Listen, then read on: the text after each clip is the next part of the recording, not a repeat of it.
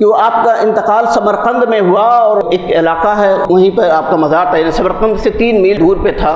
سال بھر یا 6 ماہ بارش نہیں ہوئی۔ قاضی کے پاس وہ گئے اور جانے کے بعد کہا کہ میرے دل میں ایک بات آ رہی ہے۔ تو ایک کون سی بات؟ تو انہوں نے کہا کہ بات یہ آ رہی ہے کہ آپ لوگوں کو لے کر کے چلیں امام بخاری کے مزار پہ اور وہاں چل کے دعا کریں تو اللہ رب العزت اس دعا کو قبول کرے گا۔ یہ بات میرے دل میں آ رہی ہے۔ تو قاضی نے کہا کہ چلو چلتے ہیں۔ پھر سارے لوگوں کو لے جا کر کے انہوں نے وہاں مزار پہ دعا کی۔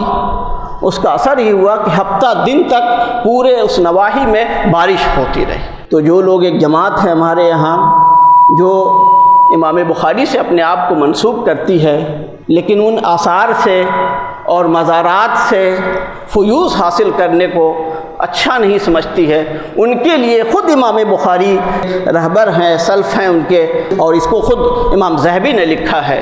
اور اس پر سبکی نے کمنٹ کیا ہے کہ یہ صرف ایک واقعہ نہیں ہے، اس طرح کے واقعات امام بخاری کے ذات سے، ان کے مزارات سے اور ان کی کتاب سے، یعنی یہ تبرکات اور آثار والی یہ بالکل بھری ہوئی ہے۔ تو اس سے پتہ چلا کہ انسان کسی بھی ناحیے کا ہو، اگر وہ مخلص ہے تو اللہ کا برگزیدہ ہوگا، جس شاکلے میں بھی ہو۔